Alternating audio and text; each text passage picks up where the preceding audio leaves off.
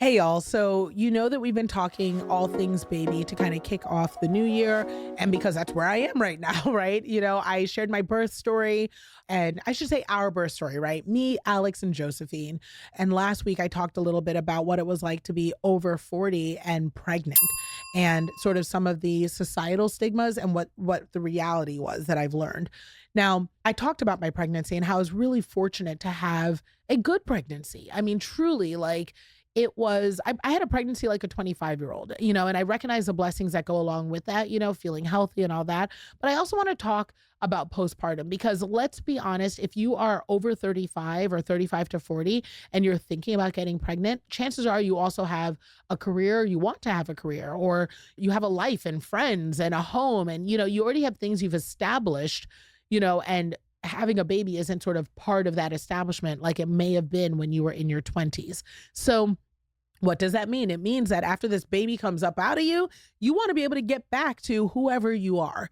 And I know that when you are online and you may have listened in other podcasts, people talk a lot about finding yourself and, things you can do to just give yourself grace as your body changes. Look, part of why we're friends is because of the way I talk to y'all. All of that is valid. I'm going to talk about body stuff here. I'm going to talk about like sort of the real of postpartum, like getting back to having sex with your partner and feeling good about your body and managing the work because it doesn't actually stop in maternity leave. Like things that I think are, grown girl problems, right? I'm going to talk about those things because ain't nobody tell me. And I think I'm actually having a pretty good experience. And there's specific things that I want to share with you that I did that I'm hoping will also work for you, or at least are things you can keep in mind. Now, I say all of this because I think a lot of what we hear online is also fluff, right? And it's not, let me just be transparent. It's not fluff that I don't think works. There are absolutely wellness things you can do, shakes you can take, classes you can take, tools you can buy. But at the end of the day, some of the things that I think work best for me are literally just your old school mindset things. Some of them are like ancient African tricks. Yes, I'm gonna sprinkle those in there, but here I'm hoping that all this helps. So the first things first is that I want you to know I am recording this and I am about 3 weeks out from my maternity. So if you're watching this, I look fatter on camera. Let's be honest. If you're watching this on YouTube, let's just be honest. The TV adds 10 pounds, right? But realistically, I am 23 pounds smaller than I was going into pregnancy. Now, I'll explain how that number, comes to play. And I want you to understand that I'm only giving you that number to give you context and data for those of you who are driven by I like to know the hard facts. I am not giving you that number as a point of pride. And it does not mean oh, I lost weight during my pregnancy. That is not what that is. I'm just letting you know that, let's get into some stats, right? The average woman gains between 35 and 60 pounds during their pregnancy. 60 pounds, meaning if you gained around 50 to 60 pounds during your pregnancy, you are right in the mid-range of most American women. And I say that to you to say, one, here's your little grace part. You're not different from anyone else, right? And a lot of that is because depending on the pregnancy you're having, because it is literally different for everyone, it can be really hard for you to move around. You could be dealing with other pain things. You could be dealing with a lot of emotions, not to mention the natural cravings that come with it. Pregnancy will amplify any behaviors you had before. So for instance, if you're someone who already wasn't cognizant or aware of portion control, or you weren't someone who exercised frequently, or that wasn't part of your life, or if you come from a genetic predisposition, meaning it is already in your DNA hardwire makeup for obesity or weight gain, which we have already known studies wise is a very common and normal thing, pregnancy is going to amplify that for you because you're going to feel a pull to eat even more. And, that coupled with what's already going on in your hardwiring will make you gain more weight. I don't say any of this to scare any of you. Our doctors here in America are very familiar with this and they know how to manage and help you in that process.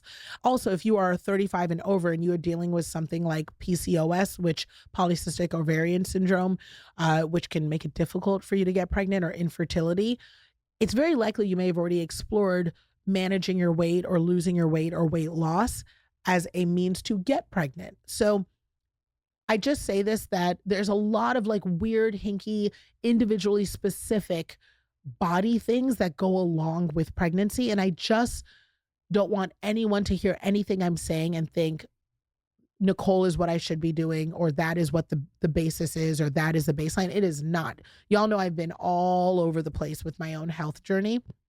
And I don't feel weird about it or judged about it. Like it's my body. And if anyone else feels like commentary on it, like that's on them. It's like super weird to talk about other people's bodies. Like it is, or what they're doing or what they're not doing, because you also don't know if they're like sick or dying or struggling or pregnant or whatever. So it's just very weird to talk about what people do to their bodies outside of from a nutrition and health, like personal being your best self wellness standpoint, or to affirm them and say, girl, you look so dang good. Your butt is the best butt I've ever seen in my life. If you're not saying those type of things, like poo poo on you, right? Like that's really ick, especially if you're another woman. So all that said, I really hope that kind of gives you the context around how we're having this chat. So the biggest thing that I think has aided me postpartum, where a week out, I was walking around total. I felt, when I tell you, I felt totally fine. I felt totally fine until about maybe 7 p.m., 8 p.m., where I just felt more tired.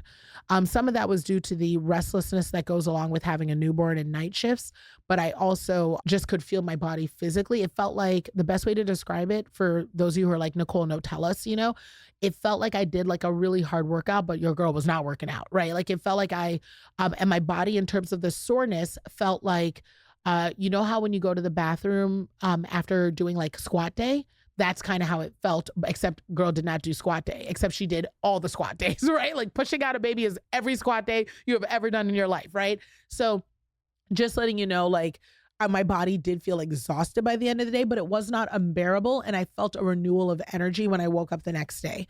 Now, I also, just so you know about my body in particular, as you're kind of thinking about your own plans, I am not a like super worker outer, right? Like I do not have like a hard or intense workout regimen. I am not a like hyper nutritious person, meaning I don't follow a special dietary code like paleo or keto or anything, but I do eat fresh more often than not. I do cook a lot of my meals. I don't always dine out, even though I love dining out, like I do, but I know how to cook for myself. I have an inclination to eat vegetables and fresh things. That's like, it's just how I grew up. So I like that. And I've also, there was a stint in my life where I was vegan and then vegetarian. So because of that those attributes, even though I am no longer, those attributes are still part of my diet. But I don't want you to hear that and be like, oh, you have to be vegan to have a good postpartum. It's not that. I mean, I just mean those attributes, like, if I go out and I'm like, oh, I'll just have like a salad and a piece of salmon, like that tastes good to me. That's not a struggle for me. And I say that because I know it is a struggle for some people if you did not grow up with those sorts of dietary backgrounds, right? Like I'm not judging you at all because I was that person for a while.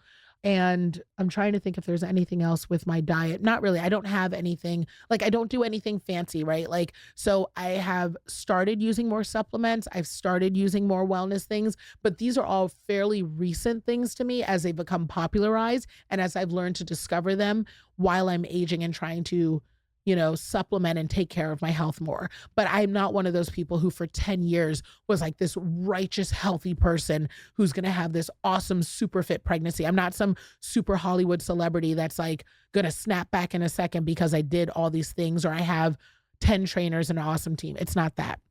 My stomach is very soft and squishy right now, but I'm not like any bigger. I still have my body shape and frame, which is great. I'm grateful for that because my husband likes my curves and I like my curves, but I fit into all of my pre-pregnancy clothing right now, which I also know is like a weird measurement that I don't expect everyone to feel is a goal, because also keep in mind that people's body shape, I'm naturally very hippie and curvy. So if you're someone who isn't and you get pregnant, your body actually widens, your bones change shape. So just know that if you don't fit into your old jeans, it's not because you're like too fat or gross or anything. It's that your bones literally have changed shape and you will never fit into that style of jeans. You may need to get different jeans, like, and that is just normal. So I'm saying all these things to you to like help you like meet you in the moment. If you have already had a baby or if you are pregnant now and worried about postpartum, like please do not beat yourself up in postpartum. You are not supposed to bounce back. But if you are in it now, one of the things I can tell you is not gaining a lot of weight meant that as my body was naturally gaining weight from the baby, because again, you have a human in front of you that is going, and plus boob weight and amniotic fluid weight, and your body literally makes 50% more blood. Like, you are actually heavier in general. And it's not just the pizza you ate. You know what I mean? Like, your body is adding weight. You've got like 20 pounds of stuff on you automatically. So just think about that. Also, I went into pregnancy already overweight. So meaning I carry on average an extra like 15, if I'm like really enjoying my life, 20 pounds on me of extra weight that I don't mind. So I know some of this language right now sounds crazy compared to what you're hearing out in the world. I don't mind having extra weight. My man doesn't mind that I have extra weight. I like being a little bit softer. Like, it's not weird for me as long as it isn't impeding me from doing the things I need to do, fitting into the clothing I need to fit into, and feeling comfortable with myself and not giving me health issues. I do not mind being softer. And so I say that to say that when you have a baby, though, because they consume extra calories, they eat anything extra. So what happened was I lost weight through my pregnancy, but it wasn't anything substantial or worrisome. And I was always under my doctor's advisement where they noticed that, oh, your weight is like staying the same. Or, this week you kind of went up 3 pounds. Last week you went down 3 pounds. And that would happen because I started doing things that I didn't do before, like going for 30-minute walks with my husband every morning to walk the dog. That was not something I did before, but it was something I was really grateful for because we were spending more time together, and it also aided in my pregnancy. So here I am going from not exercising, 5 times a day for 30 minutes a day to start out my day to doing that. Caused me to lose weight. But it also helped me to stay fit, and helped my general health.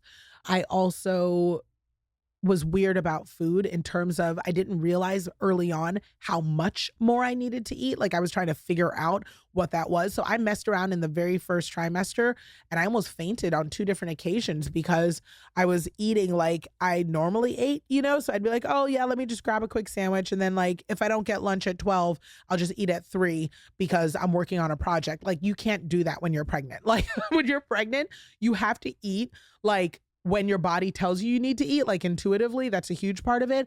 And you need to snack and you need to have stuff. And like, that is just super, at least for me, that was like my experience with it was, oh crud, I really need to fuel like almost double time. And that was like, it was silly of me to not realize that right away, but your body will also tell you. And it became a running joke in our household that it's like, I am so hungry, I am feeling violent. Like, I will throw things like, because that was like the urgency that my body needed, that fuel and energy. So just letting you know, for me, I find that the biggest thing in my postpartum recovery that has been helpful is that I took care of myself during my pregnancy. And I imagine that a lot of that is very logical, right? If you minimize the amount of things that you have to recover from, then naturally you will have a better recovery. Does that make sense? So I say that to say, that was my primary goal in conversation with my OBGYN doctor going into it, was I'd like to design a pregnancy where I minimize the amount of things that I have to recover from so I can have as better of a recovery as possible, knowing that there are some things that will be out of my control, and knowing that if I want Chick-fil-A every day, I'm having my nuggets. You know what I mean? Like, but I just want to choose and be mindful of what I have to recover from. Does that make sense, everyone? I hope that's resonating, right? So that was big for me. The other things that I wanted to minimize recovering from was it was really important for me, if possible, to avoid a C-section. Now, I say this not judging C-sections because they're done so much better now. They've evolved so much. You can have a C-section and still have a very healthy, safe, wonderful postpartum recovery. However, it is more to recover from. They're cutting through multiple layers of your body. They're cutting through skin, fat, muscle, your uterus. Each of those is getting stitched up and put back together. This is major surgery. Ideally, I don't want to have to recover from major surgery while having a newborn and while, being over 40. I just want to make sure I'm in good shape and not having to deal with that as well. So that was important to me. My doctor shared with me that, a lot of minimizing that is, again, minimizing complications so that you don't have the urgency of needing a C-section, as well as making sure that if you do need a C-section, that you're not going into it with excess weight, that you're not going into it with additional health concerns, because that is also a complication for your C-section, So again, if there's anything I'm hoping you're hearing, it's just, look, I'm not going to control everything. It's not going to be perfect while I'm pregnant. There are going to be some things that I'm just going to be like, you know what? Homegirl's eating her sandwich today. She's going in and eating her movie popcorn with double butter. Like, girl, please live, right? But know that you just want to minimize. If there are 10 things that are going to come up no matter what, if 5 of those are in your control, do your best to control 3 of them, because less things on your plate is what you deserve for a better recovery. I also wanted to make sure that I supplemented correctly. So you've heard me talk about it both in my some of my ads, as well as, talking about it on my Instagram. I really paid attention to what vitamins and prenatals I took. I did try to make sure that I was, drinking certain juices and eating salads and fresh things wherever I could, or whatever I could tolerate. Because I know some of you deal with nausea, just to make sure I was getting in what the nutrients I could, and leading with that before the late night pizza and chocolate fix would hit, right? So that was really important to me. I also got really humble. Here's what that means. You guys have heard me talk about how pregnancy will humble you. I talk all the time about Vionic shoes here on the podcast, about how those were, there used to be a medical orthotic company and now they're engineered, that engineering is in their regular shoes. It's just an example of what I mean when I say, like, I wore my sweats. I wore my flats, like, I did not push myself to do or be something that other than a pregnant Nicole who was safe, healthy, and comfortable. Wearing heels was not personally comfortable for me. I see like fancy pants people have these gorgeous pregnancies where they were able to wear heels and like still like Serena won Wimbledon while pregnant. You know what I mean? Like, there are women out there who are next level superheroes. And I was that in some areas. Like, I still worked and had events and showed up for clients and flew internationally during my pregnancy. But that was where my energy was. My energy wasn't in being fancy, wearing makeup every day, having heels. That wasn't where I felt fulfilled, and that wasn't where I felt it would aid in my recovery. So please wear the flats and get great shoes if that's what you need, because it helps with your alignment, your back, your spine, all of that. I saw a chiropractor, and I also saw a massage therapist regularly just to make sure my body felt good. All of these things I think really have helped, that now 3 weeks in, when I say I am walking around feeling good, like, I do get tired by the end of the day, but some of that is like newborny stuff, but I feel great. Like, I really like, I feel great. Like, I don't know how else to explain it. I really do feel like I am back to my old self, if not slightly better than my old self, which is shocking. I did not have a C-section, which I talk about in my birth story. I also experienced no vaginal tearing. So let's talk a little bit about that. Obviously, some of it is unavoidable, right? Depending on the size of your baby, depending on, your personal anatomy, depending on the doctor you have. But you can do, it's called perinatal massage, where you can either see a professional, it's called a pelvic floor therapist, who can go in and aid you with massaging that area to create a natural stretch and give, as well as showing you various exercises around your leg placement on vaginal delivery to aid in creating flexibility there. You also can work with a doula or a midwife, meaning you can take classes even if you can't afford to have them in, but a lot of hospitals and a lot of grants are being issued. One of my good friends, Elaine Welteroth, has an organization called Birth Fund, where they help provide maternity services, for women, to make sure that they have what they need to learn and be prepared in that moment. And I can tell you that for me, staying relaxed, as well, relaxed like mentally and within my body and spirit, my husband helped me with that, allowed me to stay relaxed in my pushing process, as well as doing this massage and preparing myself so that that area was as flexible as could be. And that meant that I had 0 stitches, 0 tearing, and my baby was able to come out with ease, which also means that everything is healing and getting snatched again. And when I say for recovery, for instance, one of the things that women talk about often is not just the bleeding, but the difficulty with bowel movements after pregnancy, as well as the difficulty with burning sensations while urinating, and just in general, the pain of that area. a lot of that is associated with tearing and rips. So even if you are a woman who will experience tearing, let's aim for less tears, like, and that's what I mean when I say your recovery can be on a spectrum.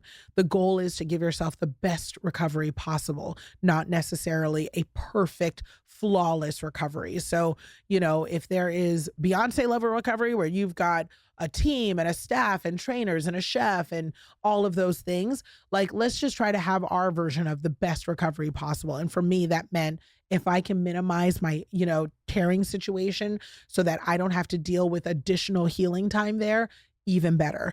And, I mentioned talking about returning to sex. The average time frame that's recommended from a doctor is 4 to 6 weeks. Obviously, they give you that time range because it's a spectrum, right? So 6 weeks might be because you have stitches that need healed and you have any tearing that needs healed. Not to mention for some women, it's longer than that because there's an emotional aspect as well. Birthing can be traumatic. And so I just want to speak to women who may have those experiences as well. But naturally, if you recover quickly on that spectrum, you may be more towards that 4 week mark versus that 6 week mark. Especially if you enjoy, like, I really enjoy intimacy with my husband. Like, it is one of my favorite things to do. It is one of the things I missed the most towards the end of pregnancy was that I was just so big that things felt difficult to do. Not to mention, as many of us talk about pregnancy, oh, earmuffs for the kids if it matters. But, this is just, this is good marriage, healthy body stuff, right? But I say all this to say that I really enjoyed, sex with my husband, and that's difficult to do when you're just pregnant. Also, you're limited in like positions, you're limited in, enjoyment also, just because like you just feel a little weird, and that may not be for everyone. I know some people love pregnant sex. I was not that girly. So I was very excited. I should say not that I wasn't that girly. Towards the end, I wasn't, because I was like, I just feel like a whale. I feel like I can't do anything, like it's just like a weird feeling. But now I'm like, oh, this baby's up out of me. And I feel like I got back to myself so quickly that I am counting down with my husband, for the point where we can return to that level of intimacy or our pre-pregnancy intimacy. So I just say all of that to let you know that it's really possible, to get back to who you are. But a lot of that I think is aligned with creating a recovery where you have as few things as possible to work on. And then obviously you'll have new challenges. So, I'm breastfeeding now. So that has different nutritional requirements that I am trying to support. You burn more calories breastfeeding than you did having your baby. So I think I've shared on social media, I'm a cow. I make about anywhere from 8 to 10 ounces every time I pump, and I pump I'd say 5 times a day is a lot, 3 to 5 times a day.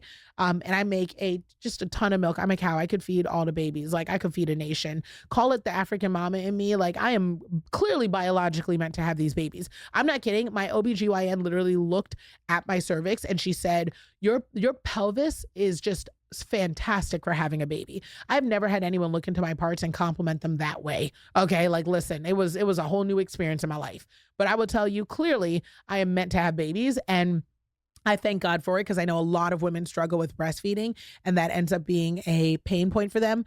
And I just want you to know, I'm also one of those mamas where if it had to be formula, it was going to be, you couldn't even guilt me about giving my kid formula. Like, who is someone to tell me what I'm supposed to do to feed my child? Are you, once they are not breastfeeding anymore, are you telling me coming to my house to cook dinner? Are you sending meals? No. So please mind your whole entire business when it comes to telling me about caring for my kids in that capacity. You can give me recommendations and advice, but definitely not shame me. But I've chosen, at least at this point, to exclusively breastfeed because I can, and because I have so much milk that it's like not a challenge for me. But if it was a challenge for me, I wouldn't be doing it. If I had emotional issues with it, I would not be doing it, and I would not feel bad about it.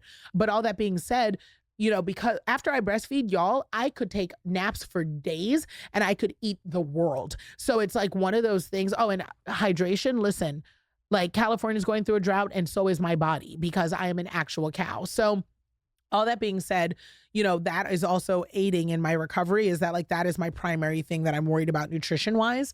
And then also just like being able to get back to work. Boy, am I grateful that I can, like, be a mover and a shaker. So I think 2 weeks after pregnancy, I was already in the studio recording these chats and being able to have conversation with you. I've been able to keep up with my kids. So I've been 1 week after recovery, I was able to go to soccer games, for my teenager and keep up with her. And, that feels really good, as well as just being in my home and still feeling like I can organize, I can cook, I can just kind of get back to it. Now, I do want to throw out a big fat that is just me. I am a high energy extroverted person. So my version of postpartum recovery is still not my full energy level, right? But I naturally have a higher energy level. So if you are a mama, and it is often recommended, and you should listen to your doctor's advisement, but if you are a mama who should needs to sit in bed for 3 weeks to recover, no guilt on you. If you're even listening to this, please do that and take care of your body. I can tell you right now that I am reminding myself, because of my inclination to be a mover, like, okay, you did like 2 or 3 things this week, girl, sit down, So like every day I have maybe like 1 or 2 points of activity. Today I'm going to go to the soccer game, or today I'm going in the studio, or today I have a call. But the rest of my day is actually spent pumping with my baby, and at home on the couch. I've watched all of Boardwalk Empire. Do you know what I mean? Like, I have watched all of every season of Dexter. Like, I am literally still watching TV and sitting on my butt and spending time with my baby. So I do want you to hear that. It's just that I don't have any difficulties like getting up, moving around, handling, a school pickup, cooking meals. And I've heard from others who have had postpartum challenges that that's been a thing for them. Now, the final thing I wanted to close out with the postpartum stuff that I think deserves a moment is postpartum depression and emotions and feels.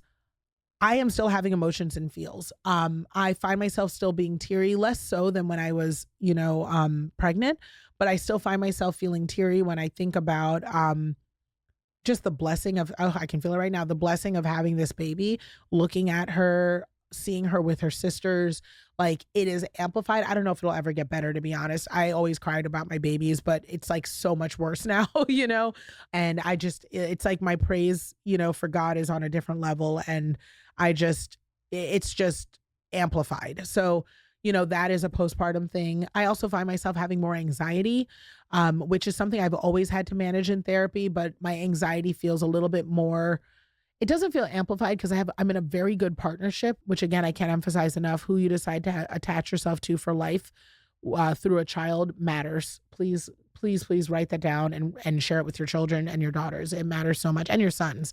But that said, I have had moments where especially in the world we're in right now, with all the changes that are happening with the current administration, with, some of the divisive language that I see online. And frankly, people can be nasty. People just say some crazy stuff on the internet. I get nasty grams too, they can hit different on different days, which is also wild. Like, people talking badly about women when they've recently had a baby, like, there is a special place in hell reserved for you. Like, like, and I say that, you guys know I don't talk like that often, but I really, like, I mean it. Like, if you say something nasty to, about, or around a woman who has just had a baby, not knowing her mental state and without awareness for what the implications could be on her mental state or in relation to her child, like, I wish you everything that God can do to you, because that is, women are fragile at that point and tender, and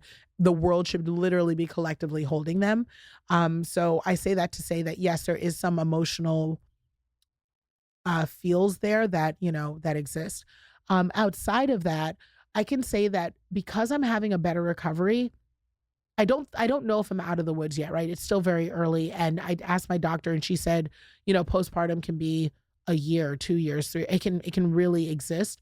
But what I can tell you is that, as someone who likes to be up and moving around and ambulatory, I think I am feeling better because of the fact that I feel more like myself. And I know that some of the things that, I've read and that women have shared about their postpartum experience is that, it is sort of this being not feeling like you have support in caring for a baby, feeling like all you do is wash bottles and, you're in this endless cycle of feeding yourself, feeding the baby, washing bottles, then pumping, then going back to that, and then having other kids. Like, having help has really kept that from being, but I planned for that during my pregnancy. I saved for it financially. Trust me, I feel the financial bite of paying for the amount of support that I have, you know? So all of that, like we have a baby nurse full time. That is not inexpensive. You know what I mean? Like to make sure I'm able to come to this podcast and not worry about my baby in any capacity, like that is, even though I'm home 90% of the time, but it's really nice to have someone who's helping with the laundry, helping with the bottles, helping with all of that,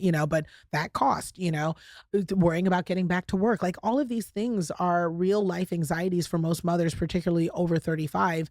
And I can tell you that I feel like I am staving off postpartum, by being able to go outside and get a lunch with my girlfriends and feel good about my clothing options to wear and feel good about like just the things that I think would typically cause angst for me or possibly other mothers. I'm really grateful for because I'm really grateful that I have things in my recovery plan that are keeping that from being better. So, if there's anything I can tell you about postpartum in the land of 40, it's that I think I'm able to handle it a little better in the land of 40 because I have access to more resources and because I've learned the value of planning, which is very much an older lady thing, and I also have community and a village and tons of aunties that are like, I will take that baby. I will come sit with you. I will come cook for you. I will bring a meal. And those are all benefits that happen because I am geriatric in my pregnancy. And so I want to encourage all of you who are either currently pregnant, have concerns about that, or are thinking about it or realizing that might be your reality as you wait for the right partner